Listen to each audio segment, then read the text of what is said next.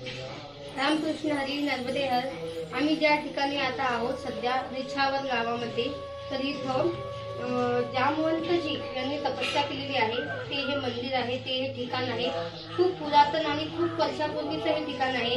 या मंदिराचे काही जे मूर्ती आहेत, काही अवशेष जे आहेत ते बाहेर ठेवलेले आहेत। हे मंदिर आता पडलं म्हणजे खूप दिवसापासूनचं आहे आणि जी हे शिवलिंग आहे जशी तशी इथं आहे आणि खूप सुंदर हे मंदिर आहे।